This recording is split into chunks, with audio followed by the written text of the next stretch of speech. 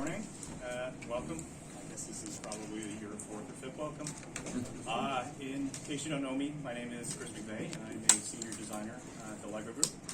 And I'm here today to show you, I think you all know, the 2024 modular build. For the big reveal, it is the 19th modular building, and it is the first one since Assembly Square to have a 48 brick wide base.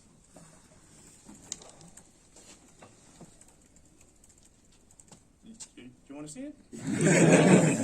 Sure. Here is 10326 Natural History Museum. Yes! Oh my gosh.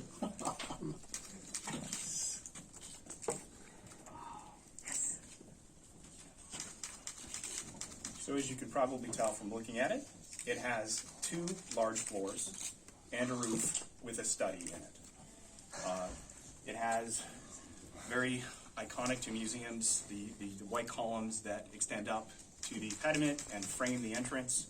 The roof has a little bit of a European influence to it. And we have brought in a new tree, a cherry blossom tree, which may have been slightly inspired by my work on Hamaji Castle. One of the things that you'll also notice is the two banners. The banners are basically kind of describing the main exhibits in the museum. So over here we have Go Back in Time, which is the paleontology exhibit. That exhibit takes up the bottom right over here of the museum. There is a bunch of small mini models inside that we think will be fun to build. And also the centerpiece really of the museum is the brick-built Brachiosaurus.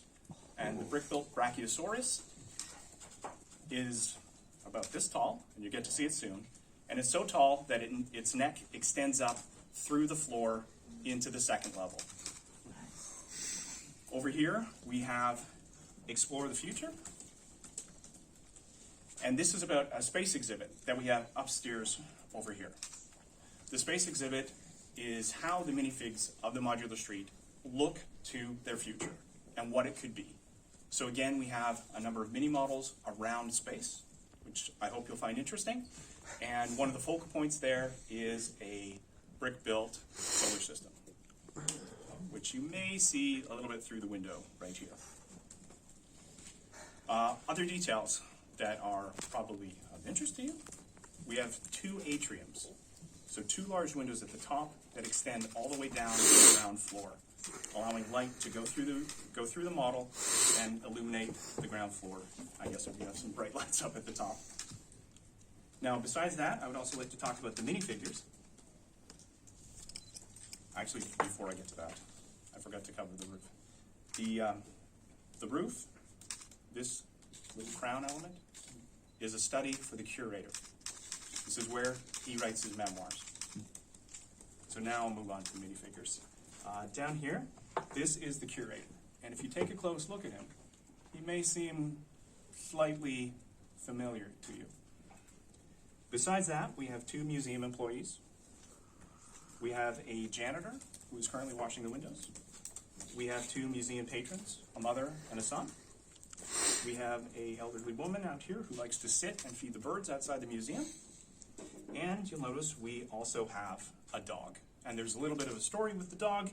I think you can see it playing out right here. So the parts are included with the modular so that you can actually position it like this if you want. So, before I invite you to come up and take a look at the model itself, I'm going to give you a couple of basics about it. So again, it is the 19th modular, the first modular since Assembly Square to have a 48 brick wide base plate. It's 4,014 parts. The price is $299 US. The embargo date, which will be very important for you to know, is October 30th at 1500 DK time. And I believe because of the change in daylight saving times, that actually works out to be 1400 UTC. Just make a note of that. Also on October 30th it will be available for pre-order. It will be available in stores December 1st, 2023. Oh. And I guess that concludes my brief presentation. I'm sure you'll have lots of questions, which we'll get through in the interviews. But if you'd like to come up and take a look inside, I'm happy to show you.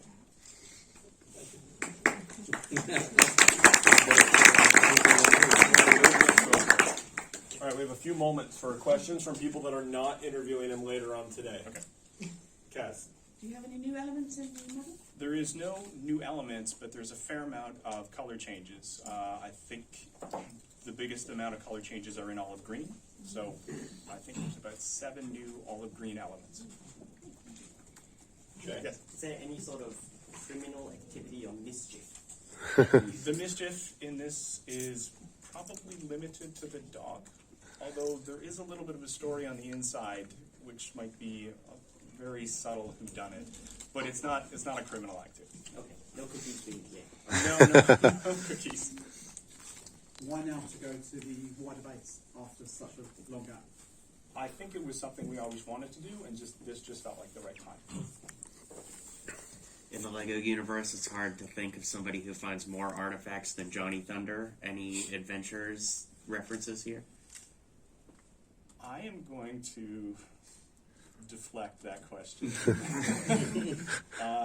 and I'll let you discover some of the details in the model.